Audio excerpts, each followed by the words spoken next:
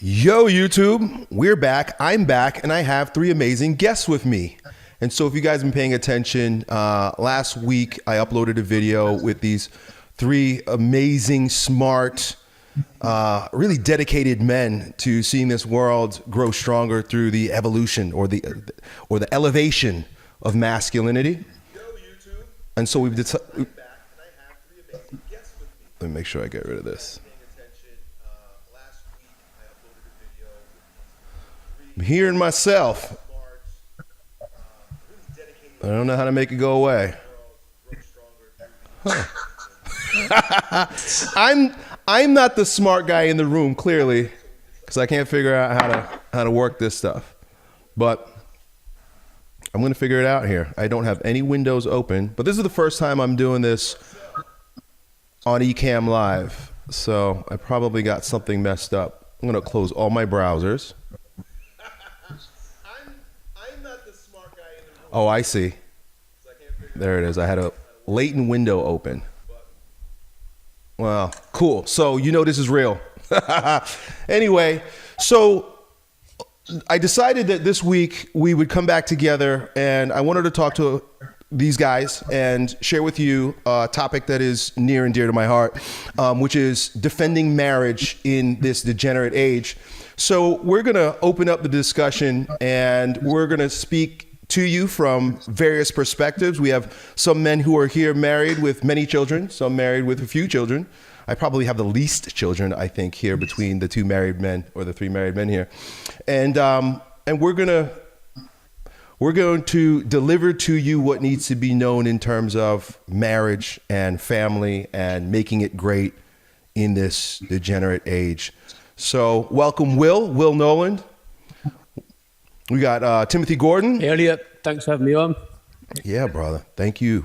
And so Will and I did an interview a couple months ago, which I thought was amazing. And so you guys might remember him. Timothy Gordon is here. Rules for Retrogrades. And I've mentioned his book, The Case for Patriarchy, in several of my videos. And I even adopted one of my favorite new terms from Timothy, which is weaponized chastity. And so, Timothy, thank you for joining us. Thanks for having me. Great to see you again, Elliot. Yeah, dude. Looking forward to this and our continued conversation over the weeks. And then Dr. Michael Robillard. Dr. Michael, are you... So your avatar is of a dude that looks like he's kicking someone's butt. Are you into MMA or fighting? Yeah. That was my first amateur fight that I did 2 months ago. Yeah, so it was hit a double leg on the guy right off the bat, and it went well, and I won. So it was good. Very awesome. Okay, cool. So thank you. Let's begin with this question, specifically for Will and Timothy, because they're both married. Michael's on his way. Will, how is your life better as a married man? It's a good question. So first point I would say is that it's about companionship. The marriage isn't just for the generation and the education of children.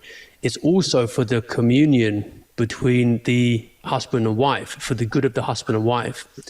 So the friendship that a wife offers a husband is on a deeper level than anything that another man can.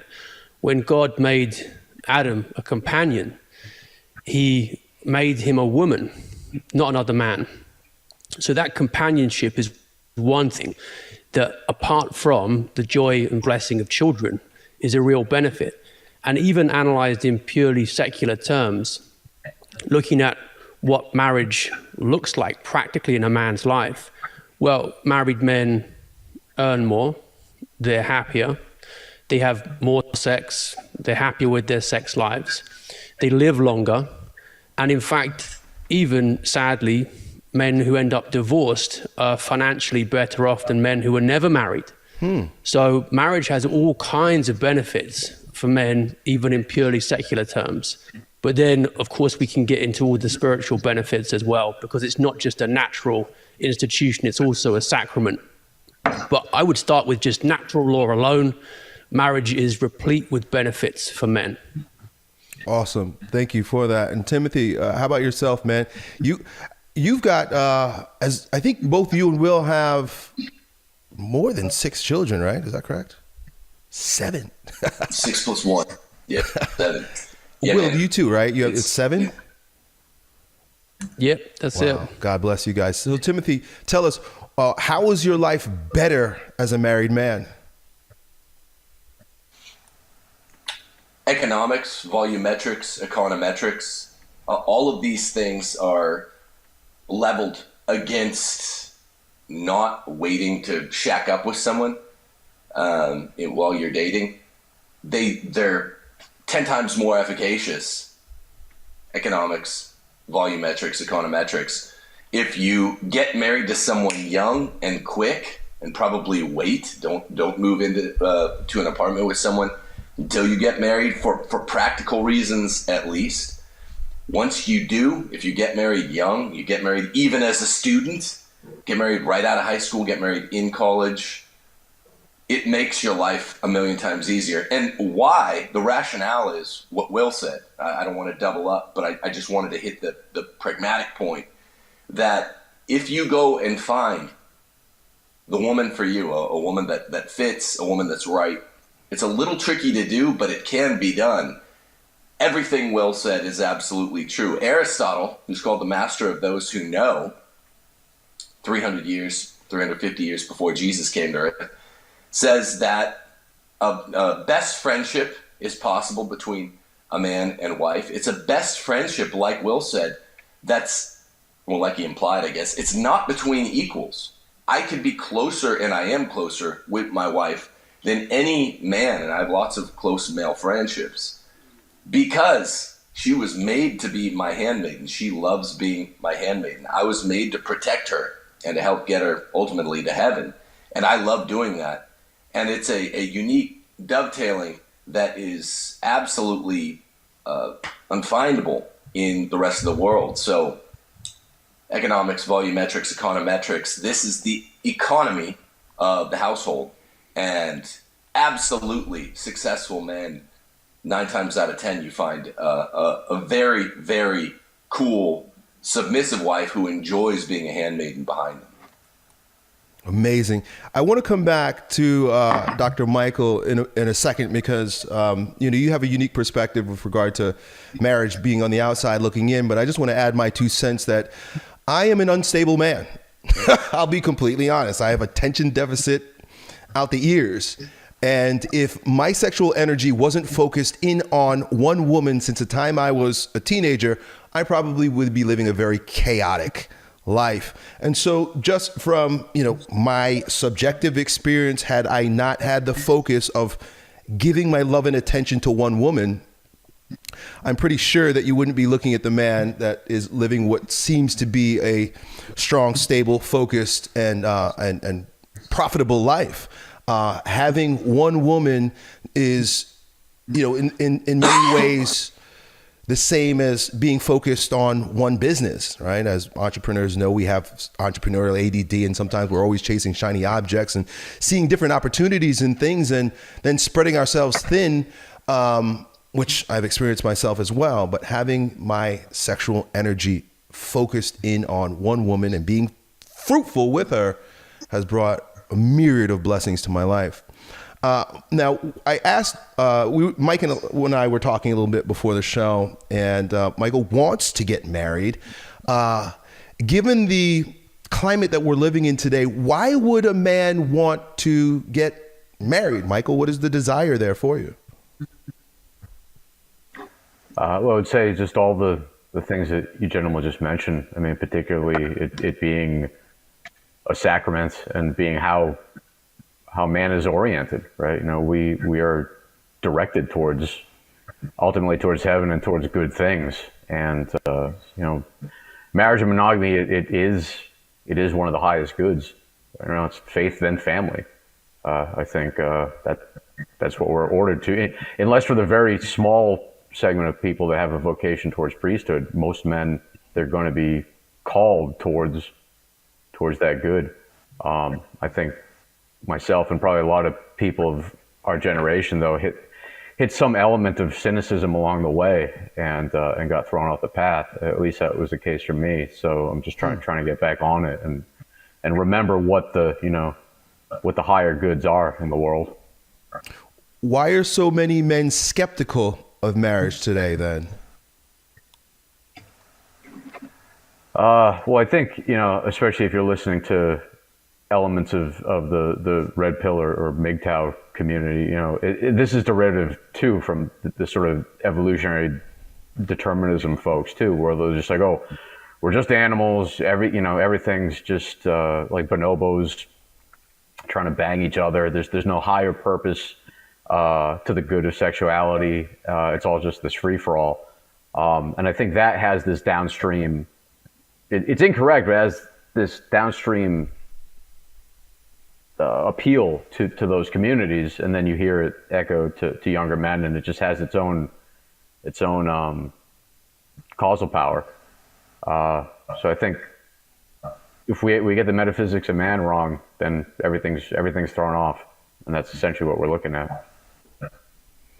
Timothy or Will, what do you have to say about that, right? Like, so we speak to lots of young men, right? Like they follow us on YouTube and whatnot. And there's, at least for myself, coming into this space from perhaps a less holy perspective, I'm surrounded by men who still scratch their head at why someone would want to get married given the laws and, the state of women today. What do you guys have to say to men who are still questioning whether or not marriage is a viable option? Well, I'll take a crack at it. Firstly, I would say that the specter of feminism, that which first and foremost really ruined Western civilization, starting a lot earlier than folks think, that's the malady.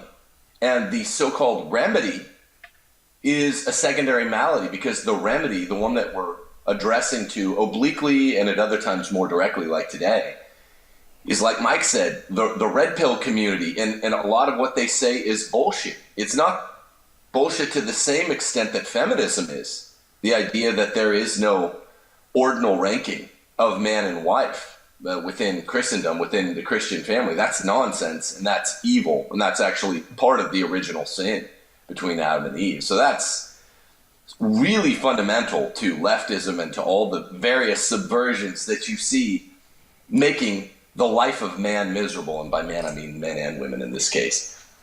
But the remedy, the so-called remedy, has lots of snake oil incidentally or maybe intentionally peppered in as well. I mean, the idea that in an era of fourth wave feminism, it's impossible to find a good woman, that's just wrong. It's very, very difficult, maybe asymptotically approaching impossible for a 50-year-old or a 60, someone, to meet a woman at 55, because this is the Generation X, which was really, really the first generation after the full-on sexual revolution, where women were encouraged to debase themselves, defile themselves, and to think that they're going to be ordinally equal with their husbands within the family, or really above. Equal means above in the sense that the feminists used it. But that is a lie. If you marry young, if you use high school or maybe the very first couple years of college as a time to do whatever you're supposed to do, get good grades if you can, but look at it as a secondary way to get a wife or a husband.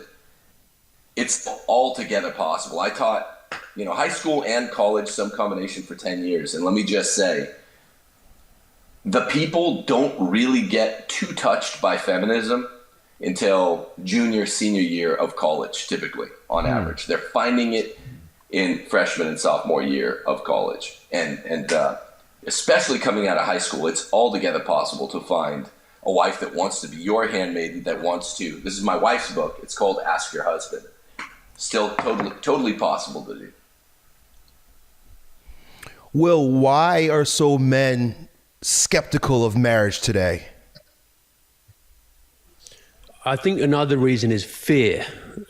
Thomas Sowell has a good paragraph in his book, Dismantling America, on this idea that over half of marriages end in divorce, which is one of the things that guys will say. I'm not getting married because it's likely to end in divorce.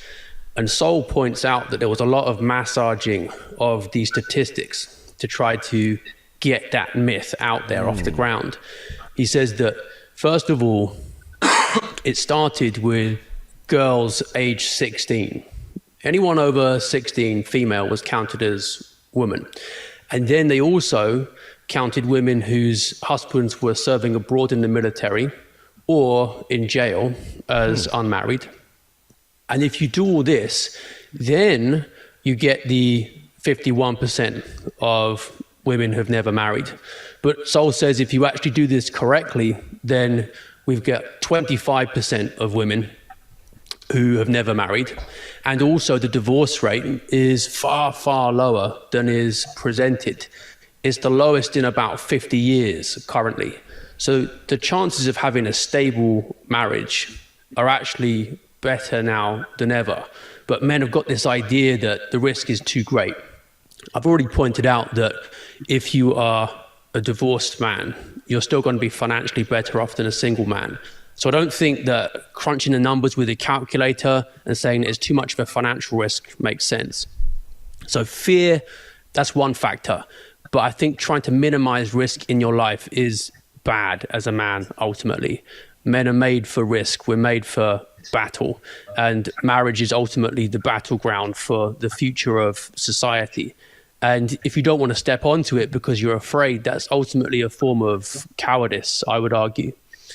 So why would you get married then? Well, fundamentally, because you want to have sex. I think on a basic level, most guys do want to have sex. And if they are having sex outside marriage, then this is a form of feminism. You're continuing the destructive work of the sexual revolution. Why was unmarried sex pushed so hard by the radicals wanting to undermine the family and restructure society? Because nothing else affects society like it. So men have got this urge. They want pleasure, but they're thinking, can I get it without the responsibility of the family? This is tempting. I like the sound of that. But it's a honey trap, and men mustn't fall into it. Marriage is how you don't. Can I add a couple points to what Will said? Please. Yeah, the another major statistic padding that essentially spurious 51%, Elliot, is it recounts the second and third and fourth marriages of the civilly divorced and remarrieds, which way boosts the statistic. I didn't know about some of the other ones, but essentially also a reason. I don't just want to blame the red pill community in MGTOW and all that. Essentially, Christianity itself, the Protestant sects, Catholicism, all of them that I know of have stood down, particularly the mainline Protestant sects and Catholicism. Our church has stood down on articulating its robust defense of how lovely marriage is, which is really the hierarchy. Men are attracted to hierarchy, and if you go and become a householder, you get to be the leader. All men are craving these days in a post-feminist world to be leaders, so they're coming up with wine clubs, golf clubs, comic book clubs to regain their youth. And they're like establishing hierarchies because that's what men do. One man isn't really intended to be ruling over another household man or any other man. We're intended to govern our own households. That's how you satisfy that urge for hierarchy. And really, Catholicism, Protestantism, all forms of Christianity have been embarrassed by this, essentially an embarrassment of riches, and instead of articulating it, which would make men much, much more attracted to marriage than it's currently doing.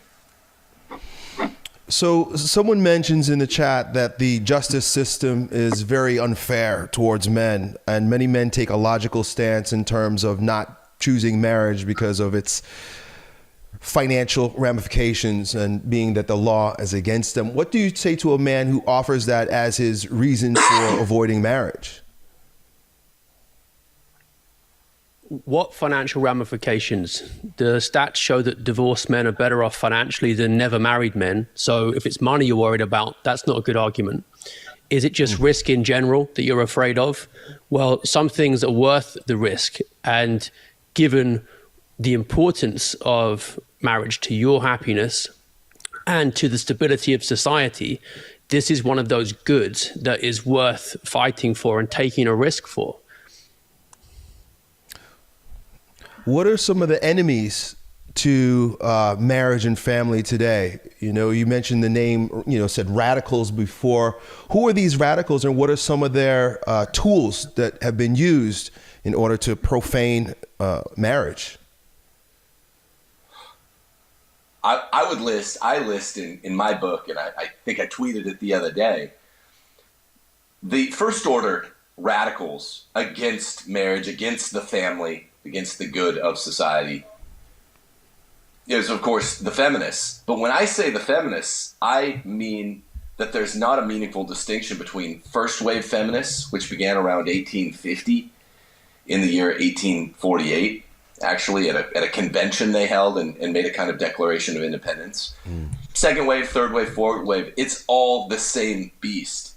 So that's the first order enemy, Elliot. But then all these other sides, some of whom claim to be or would ostensibly be counted as being on the right, and of course on the left, the mutual submissionists within the Roman Catholic tradition, the moderate Christians, we call them nerdy Ned Flanders types, that accept the distinction between first, second, third, fourth wave feminism. That tends to be the second order feminist, is someone that accepts the distinction. First wave feminism, that was good. Second, third, fourth, that became bad. In other words, there is a good form of feminism. Anyone who posits that proposition, that there's any good form of feminism, is your enemy. And too many center-right Christians have bought that propaganda.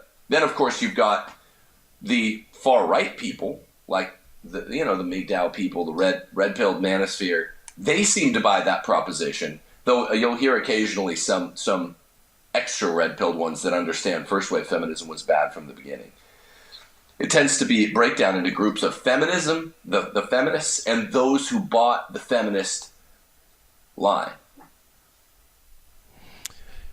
Michael, as an unmarried man looking to be married at some point, what would you say are some of the societal ills that are roadblocks on your path towards finding a good wife? In other words, for example, contraception. What are some of these things that we take for granted that are making it difficult for a man who wants to find a wife or for marriage to work today?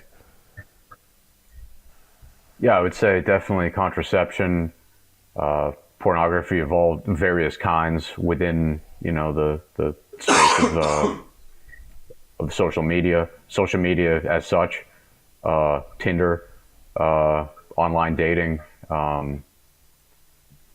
and then also, you had the commentary from the one comment about law and legislation, and I think that needs to be addressed, right? Because prudence aside, we need to ask yourself whether or not those laws that we are presently under, right? That we are under an official gynocentric legislation and a gynocentric regime. To what degree are those laws just? And if we come to the conclusion that they're not just, then what we need to do is do what the feminists did, is collectivize and agitate to get them removed. And anything short of that, I think, is a failure to acknowledge that we are underneath that legal regime. So the totality of those things, that whole mix of things, I think, in my mind at least, that's in the pot. Totally. And each one of those is a rabbit hole that could take us years to uncover its depths. How about contraception? It sounds so strange. I know prior to this awakening, I couldn't understand why anybody would be against contraception. It keeps us from having quote unquote unwanted babies. At least that's the mindset. How does contraception add to the degradation of marriage? The main end of marriage is the generation of children and the education of children. And the problem with contraception is it separates sex from its natural end, which is children. It's really hard to have sex without it resulting in pregnancy. It takes a lot of fiddling with nature, a lot of cunning interference. And the pill is probably the most widespread, most impactful way of achieving this. And you need to think about why the pill and the sexual revolution go together. And it's all about undermining the family, specifically men's authority with the family. What's interesting is that most of the foundational feminist thinkers actually were men. If you look at the debt that the female feminists owe to Engels, for example, and to Marx, it's huge.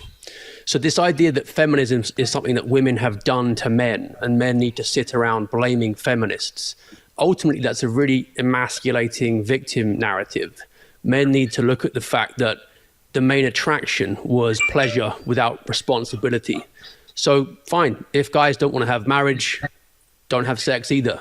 Otherwise, fundamentally, you're no different from the feminists on a couple of points that are absolutely essential to feminism.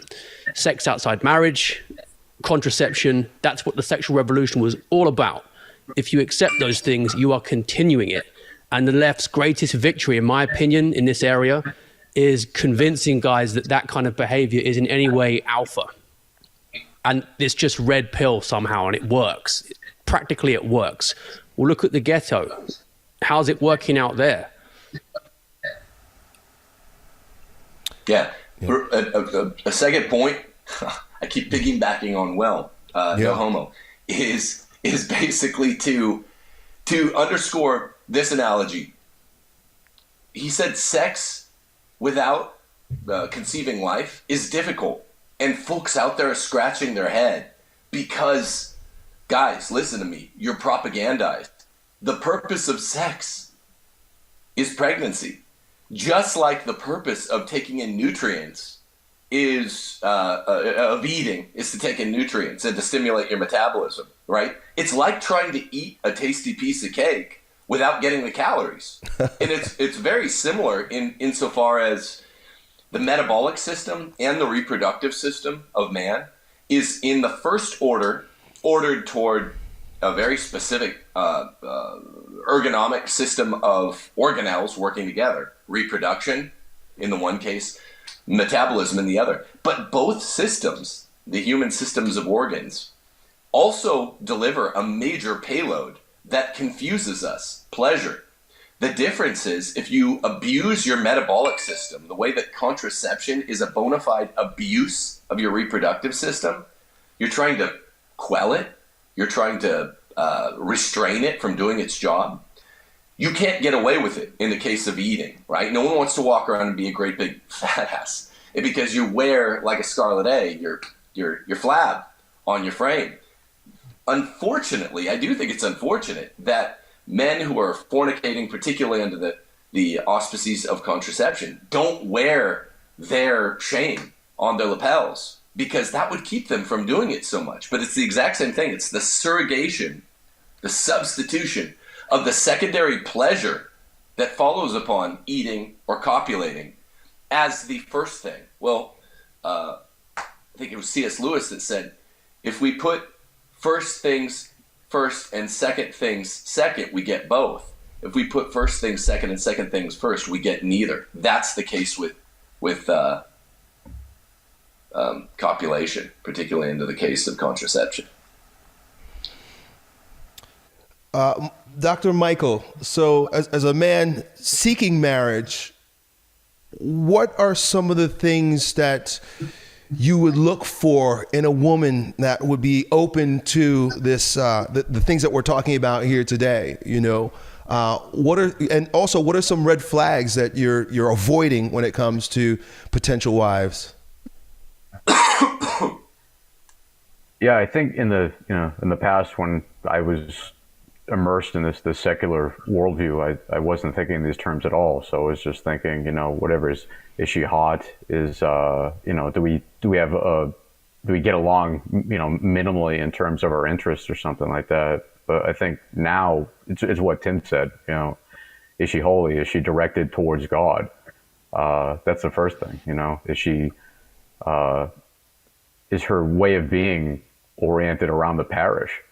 and then that will be she's aiming at first things too, and then marriage and commitment, that's the second thing, a close second, but still the second of the priorities. So I'd be looking for a woman that has that priority, has those in order, and isn't flipped, and then is also submissive and committed to being as Tim said, a submissive, helpful teammate and companion. That's such a triggering term today, right? To say submissive, It is, yeah. in terms of a wife to her husband. What does that even mean, and what does that look like? I've seen it firsthand at Tim's house when I was there for an entire month, working on our book together. And there's just obviously it's chaotic, he's got kids running around all over the place, and guests coming and leaving, but there's a palpable order and beauty to that entire ecosystem that him and his wife have built, and it's just like you feel it. It's organized, and it's Tim's leading, and his wife is just lovely and following and helping, and it's this great union of male leadership and female followership, and there's an organization that comes to that is greater than the sum of its parts. And I'm like, this is a functional household. This is what it should look like. Tim, how did you do that? How did you make your wife submit to you, or was she submissive when you found her? Well, largely it's a autobiographical compilation of places that we've both been. But in the first place, this isn't something I direct most men to. We were friends first. That's not actually natural. It's because I was dating around a lot in college, and she was dating at the time my buddy, kind of casually, but we became just great friends. And within a group of friends, it was unnatural how for a period of months we were able to become friends first, even though clearly we were attracted to each other. But a lot of it's compatibility. The left will tell you that one man and one woman are compatible with, like, on a 1 in 50 basis. That's maybe optimal, maximal compatibility, where things move really extra smoothly. I would say I count myself among the blessed. I think Steph and I are maximally compatible. She never got touched by feminism. I knew her from the time, a little before she graduated high school. I'm a year and a half older. And we were just great friends, and she always admired the sort of leader I am, I guess. And I always admired how she's funny and entertaining and fun, but at the same time just wants to help. Beautiful and effeminate. And so we have maximal, I'd say, fit, but far more than 1 out of 50 men and women, because they are attracted to each other, because they do ultimately want to have sex with each other and both be happy in between having sex with each other. Like Will said, that they're willing to do it and to make it work at a far greater rate than 1 out of 50. But the point is this: it's nature. The way that one receives the grace of the sacrament of marriage is by not fighting nature, Elliot. You know this. Well, you know this. Like, you just don't fight against it. Women are natural followers. And my wife is really genuinely, she likes to make, there's no female comedian I laugh at or any, I don't think women are funny in that sense, but she's genuinely good with a one-liner. She's fiercely loyal. She's a lot of fun.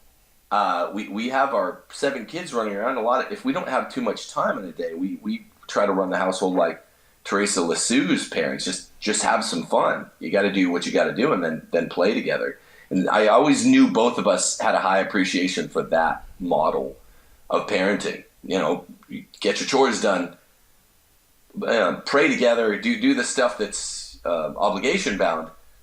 for a household to run properly, but then have fun where you can. And I just don't see a lot of today, especially with, I went on Matt Fradd's show, I guess it's 2 summers ago now. I can't remember what it was. And I said, hey, look, man, I was in Atlanta. I'd just come from Disney World the day before, drove over there in my RV. And I was like, man, I see all these shrill, shrieking, chubby wives henpecking their husbands. And I told the story of when we were leaving Disney World, a woman was just yelling at her husband about she wanted a Diet Dr. Pepper, not a Diet Coke. And he'd been nice enough to go get her this. And she's yelling. Me and Steph were shocked. Steph was about to go over there and use this line that she always wants to use. She's like, sweetheart, you're not cute enough to be this rude to him. That's your king. You picked him. Even if he doesn't look like a king or act like one, you picked him. Don't do that. That's a major, major no-no. And that's what she tells women in her book is make it work. Make the household work. So how does the household work? A commitment to nature. Men are the leaders, women are the followers. And then just let it take its course and put your own unique style on it. So it's a combination of nature and nurture. Do what you and your wife like to do. You don't have to follow rules of the suburbs. If you don't like being in the car, then don't put your kids in a million sports. You don't have to follow all these stupid little rules of nomos, convention. Follow the rule of physis, nature. Man's definitely in charge. And then, follow the rules of God, of course. But outside of that, have a little bit of fun. That's how we operate our household. It's so interesting. Your wife wrote the book on this topic, right? Ask Your Husband. It's called. What is some of the advice that she gives women in that book? Because it was written for women, I guess, based on the title alone. She's speaking to women. We're speaking to guys, and almost like on the outside, trying to peer in. What do women need to know in order to find a traditional husband and live a beautiful, amazing life like the men here? Well, Mike knows the whole narrative behind this book well, but as you can imagine, I'll just start out by saying she got come after hard, and she likes it. She laughs, she thinks it's funny, but the book got come after really hard. It was selling off the shelves for about the first month, and then a number of things happened. I'm not even going to go into what, but you can imagine the book was selling off the shelf. It's now self-published, and you could get that book for your wives and kids.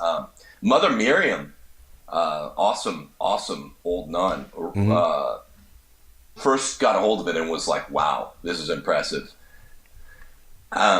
She said privately anyway. So what Steph's saying is to women, it's like, look, you pick the man. There are a few things. Do you want him to stay fit for you?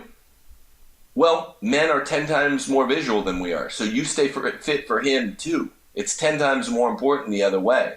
No body positivity. I mean, do the best job you can at staying fit. Make it a major daily goal. One of the biggest problems in marriage, why men are porn-addled slave freaks that don't look at their wives, is because the men are weak, and because their wives are also weak, giving into this culture of body positivity. It's a huge problem.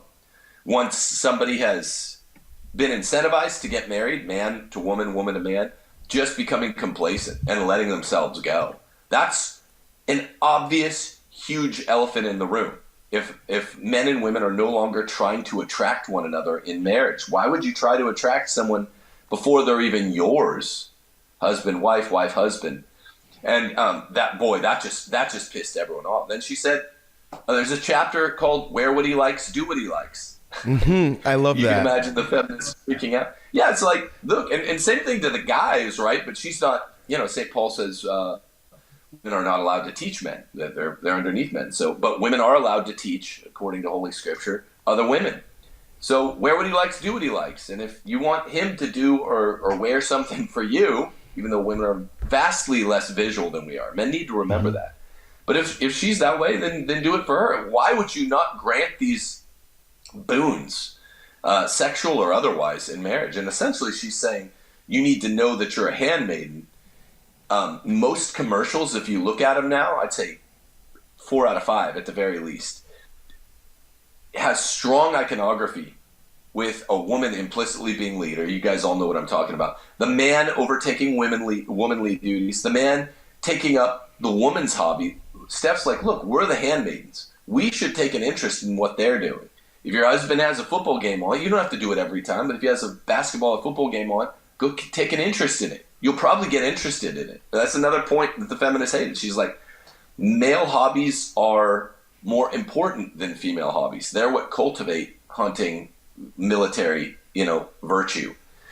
If you take an interest, you'll become better friends, and you will probably be somewhat legitimately interested. Not in all those things, but in some of them.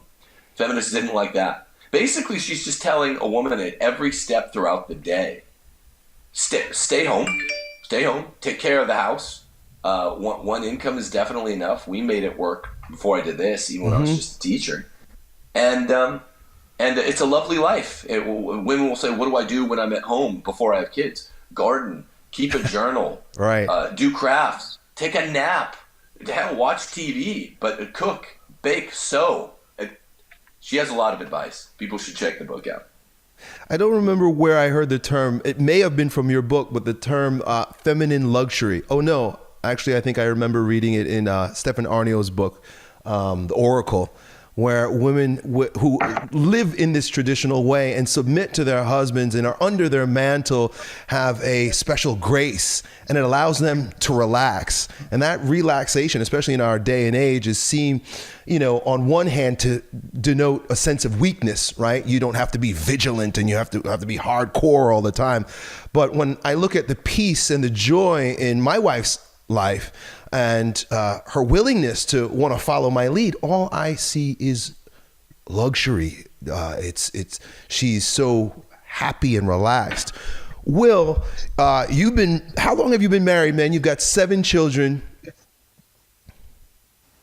Yeah, so I'm 36 now and married at 23. So it's been a long time and learned some good lessons along the way. One of the big ones I want to point out is that when people hear authority, they think tyranny. Mm-hmm. The man has authority over the wife. He must be a tyrant.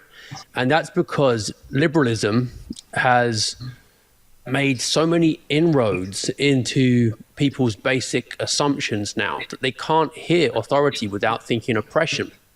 But ultimately, there's no society possible without authority in some form. And the way in which so-called liberal democracies tend towards totalitarian states historically should tell you that. But within the family, what this means is that the father, the husband, has authority as the servant of the wife and the children. In leading them, he is serving them. So the authority is not him getting his own way the whole time. Right. That's not what it means. Even as the captain of a football team, the authority you have doesn't mean you get your own way. It means you want to control the team for its aim, which is winning, playing well. Same with the family. Yes, the father has authority, but what's it for? Just so he says stuff and it happens? No. It's so that we raise the kids well. And from a Christian perspective, it's also so you get everyone to heaven, ultimately. Right. So this is big responsibility. And a woman who has chosen well, as a good husband, it's a joy to follow that kind of leadership. It gives you direction in your life and it's for your benefit. It's not oppression. And Elliot, that's what you just described with what your wife's life is like. How did you find your wife? So we met like Tim and his wife Steph when we were young. And part of it is sexual chemistry. That's how men and women are attracted to each other. That's just nature taking its course. And then the other part of it is psychological compatibility. So I think you need to choose wisely, not just in terms of natural attraction, but think what kind of woman you're going to mesh well with. And I think that men need to prioritize looks less and things like chastity, virtue more. So you might have a a girl that you know who is 10 out of 10 attractive. But does that mean she's going to be the best wife for you? Maybe you could get lucky and the 10 out of 10 also hits all the other boxes you need to tick. Great. But there might be another woman who is slightly less attractive physically, but over time will prove to be the much better choice of wife for you. So guys on Instagram falling for thirst traps of girls who obviously are not chaste whatsoever, I think be careful about that. I think there are risks involved there, and you can be smarter. I see. So I have a lot of men who follow me and some of my students, and they're starting to wake up to many of the ideas that we're saying. And it sounds very, look, I think men delight in the idea of being the authority and being a leader in the home and having a wife that's submissive to them. But if they find themselves in a marriage, and a lot of them, like, it almost, I'm not apologizing, but it's like, in a way, I start to build a wedge between them and their wives when the men start to realize, oh man, I'm living in a disordered home. And they panic. And there's something that's referred often to as like red pill rage. And the guys, they don't know what to do. What advice would you guys give to a man who may be listening to this or is coming across this idea that, in fact, I am living with a feminist and my home is disordered. We have multiple children. How do I rectify this? It's a very rectifiable situation. If you read my book, The Case for Patriarchy, you might just get red pill rage. If you, again, I hate to shill for the book, but if you read Ask Your Husband or you have your wife read it, we've been contacted by hundreds, at least dozens, probably hundreds of women that read Steph's book and were like, I didn't even know. We were swimming in this dirty water. When you swim in dirty water, feminist water, filthy water, you don't know how dirty it is until you get outside the bowl and you can look in and you're like, I was swimming in that? That was just normal to me. So many women are like, I started implementing the very specific things here that are just the daily instantiations of being a handmaiden that I didn't even know about because I hadn't even heard about them from a lot of right-wing Christian types or secular right-wingers. They'll talk about what is a woman, Matt Walsh's movie that takes on, the trannies, but they won't take on the feminists, which are the first order transsexualists. To be a transsexual is to act or to think you're the opposite sex. Well, that's what feminism was. It's the first order gender dysphoria. So my book might just make guys feel like, what do I do? Though I do give some pointers. Ask Your Husband really shows women, don't freak out. Here's how you can get back on the right track. It'll make your life amazing. It'll make your husband's life amazing. It's like going with the current instead of fighting it. It'll put you in a better mood. St. John Chrysostom says women, if they're put in high-stress situations, are naturally short-tempered. Does this sound familiar? Man, if you're asking them essentially to be the leader, to be a man, to be the breadwinner, to be the priest of the home, which is what most of my friends' homes was like, even who's dragging you to church, your mom. You're putting the wife in the man's shoes. If you stop doing it, it's very natural and very easy, but you need some specifics. So again, ask your husband for your wife or your girlfriend. So many people have contacted us personally or like, thank you. I mean, Steph personally, and said, this is very doable. Amazing. Will, what advice would you give to a man who finds himself in a disordered home? Blame yourself as far as possible. First of all, I think the best way to look at feminism is a symptom of male failure. So when men relinquish their authority, somebody has to fill that spot, and women are going to do so. So if there's a problem within the family or a problem within society more broadly, you can normally look at male failings as the first place. So are you taking responsibility for all the things that you should be taking responsibility for? Are you doing a good job? If you are, then people will be happy to follow. But don't fall for the victim narrative of blaming somebody else as the first thing you look at. I think that's a temptation that goes nowhere. And it's one of the things that characterizes the manosphere currently, that women are the problem. Why are they the problem? Well, they say it's because they're all sleeping around. Who are they sleeping around with? Yeah. Oh, surprise, men. So the victim narrative goes nowhere. In many ways, I think the biblical story of Samson and the trouble that following female lead can get you into, and how sex can weaken even the strongest of men, that's the parable for our times in lots of ways. What can they actually do? So taking responsibility, it makes total sense. That's a paradigm to proceed from.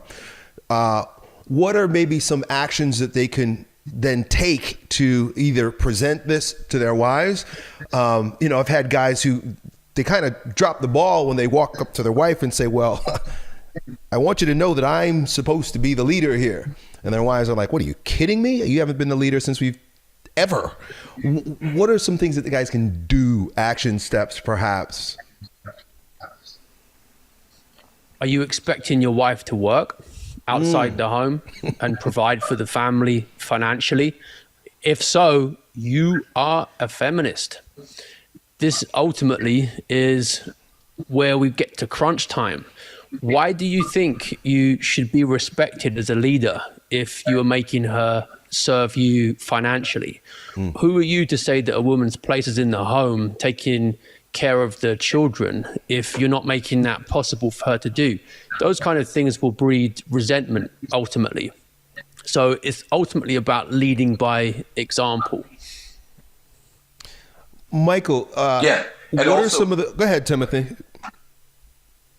I was just going to say, everything Will says is gold. I agree with it 100%. I want people to put it in the proper context. The first rule of feminism is never for any reason at any time blame a woman for anything. Women have a role in feminism, but Will is 100% right that it's in the first order a male problem. Adam let Eve take things over, and therefore we all sinned and have to die.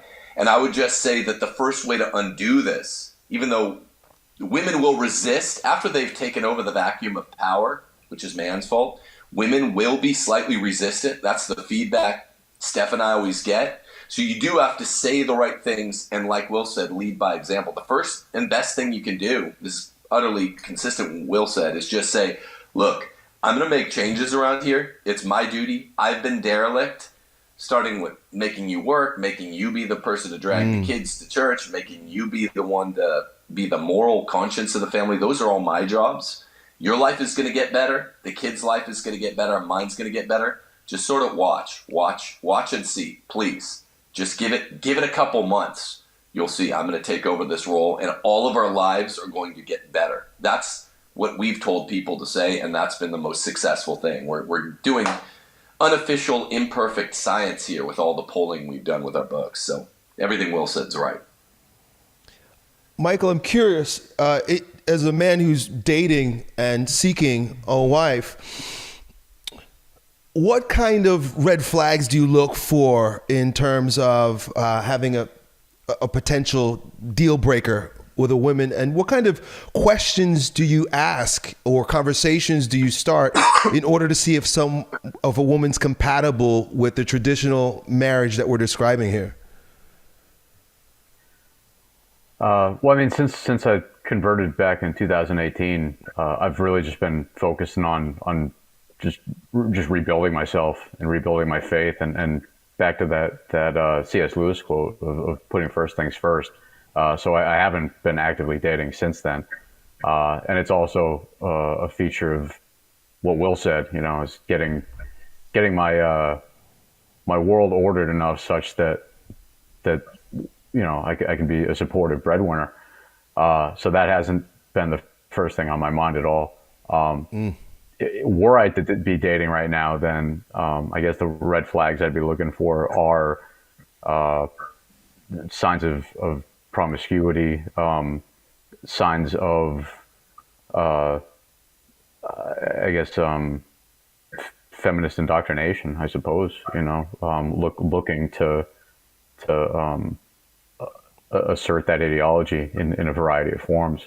But I guess it would have to be on a case by case basis. I don't really have a frame of reference right now. So I'm convinced, it's my conviction that if we're going to turn Western civilization around, it's going to happen not through the means of just men, but fathers, because the family is the grassroots. The family is the unit, the building blocks through which we're going to bring this thing around. Encouragement for men to consider marriage in this day and age. I'd like to finish with that, if I can hear from each one of you. For a man who's sort of on the fence and not really sure, what would you say to him in terms of why we should consider making marriage an option today?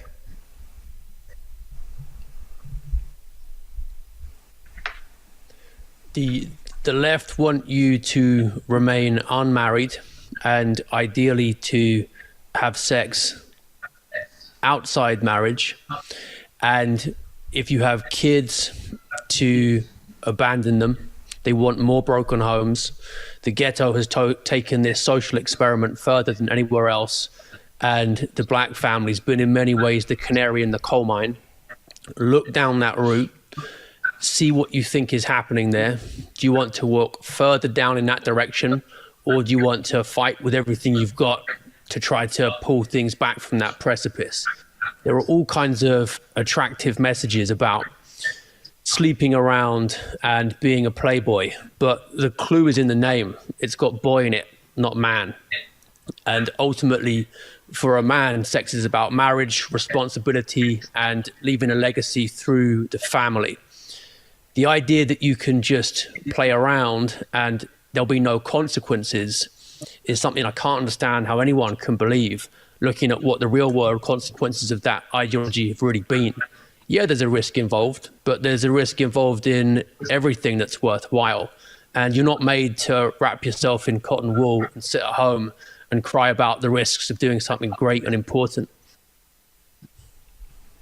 Thanks, Will. Timothy, defending marriage in a degenerate age. Why? Because when you fight the house, when you fight nature, you always lose. The natural state of mankind is marriage. I mean, literally, it's the survival of our species depends on it. And you can't beat the house. So stop fighting nature. Much as many of the members of your audience, Elliot, and my audience, have stopped fighting nature with regard to metabolism and nutrients, the analogy can't misserve you. It will always serve you well. Just look. Yeah, it's fun to eat a bunch of candy like every little kid does. It's funner on some days, in a base sense, to sit around on the couch and not get your weightlifting in or get in at least a little road work. But it's more satisfying and it's far better for you, and you'll feel a million times better if you do the natural thing. You work with your muscular system and your metabolic system. You'll be happier. You'll feel better for it. Do the same thing for your reproductive system. It sounds like some self-help commercial, so I'm laughing, but it's absolutely true. The sex was meant to be enjoyed. It's the major motivator in the male life. Let's be honest. It was meant to be enjoyed under three fonts: maritally, procreatively, and unitively. And that means that we are meant to have lots of sex within the confines of marriage. It's very enjoyable, but we're meant to be, at the very least, simultaneously aiming to have large families. That's also how we win and we combat the left. Also, if like women have tons of babies, they're safe from uterine cancer, breast cancer.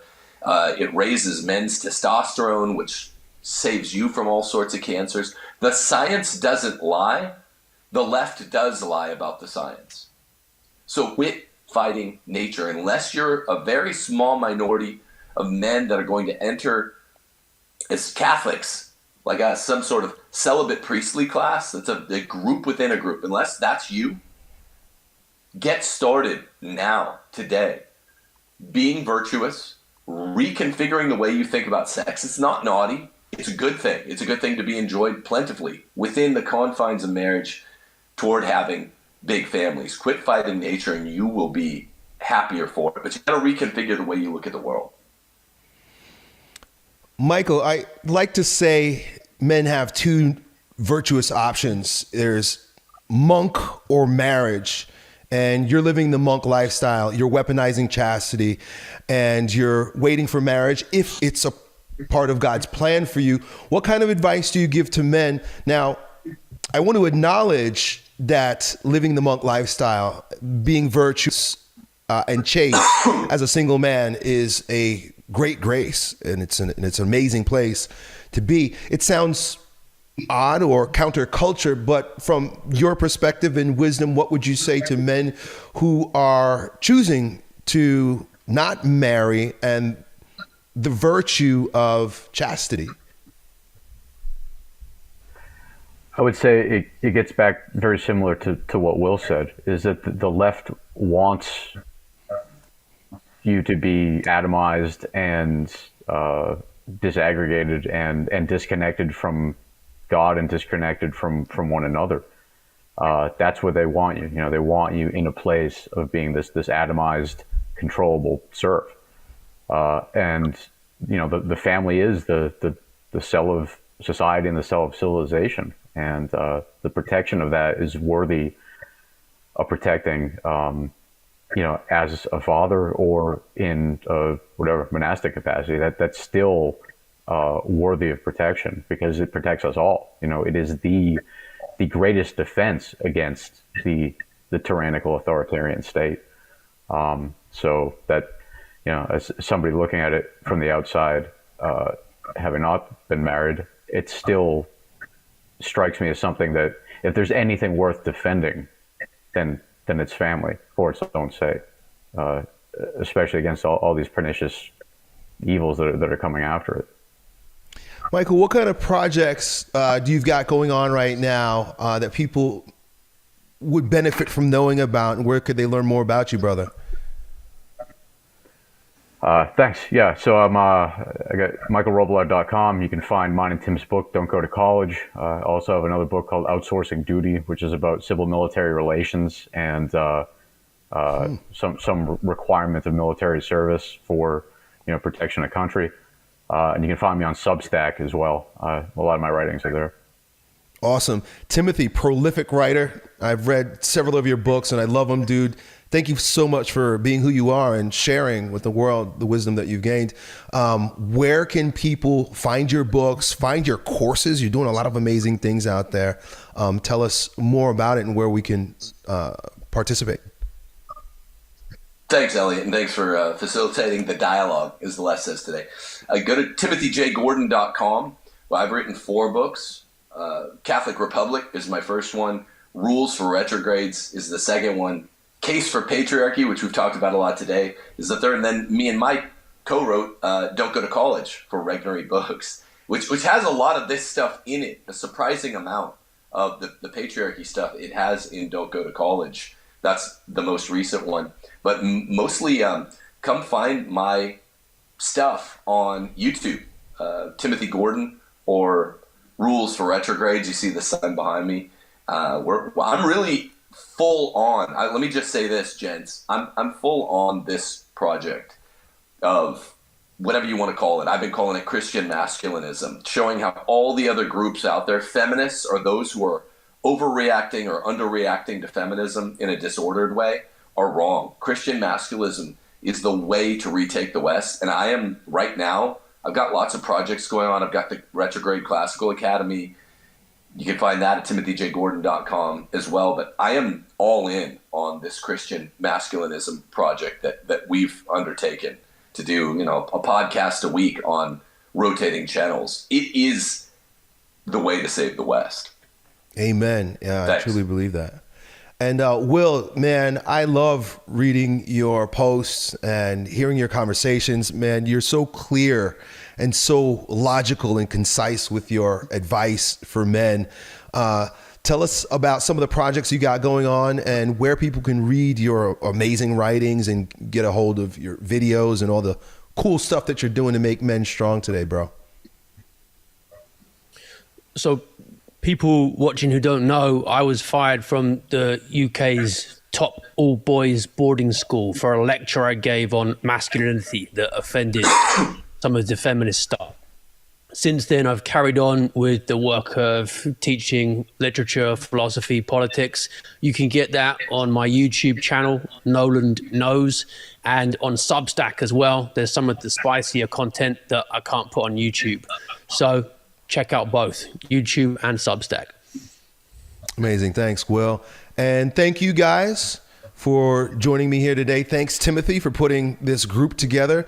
We'll likely be on either Michael or Will's YouTube channel next week. So definitely go subscribe to all three of these gentlemen's YouTube channels if this is of interest to you. I'll be sure to link them down below, and that you can continue to follow us in our weekly videos. And thank you, YouTube fans, for being here and taking such interest in making men strong again, defending marriage in a degenerate age, and rebuilding the West from the ground up. And so that's it. That's all. We're done, folks. Until next time, God bless.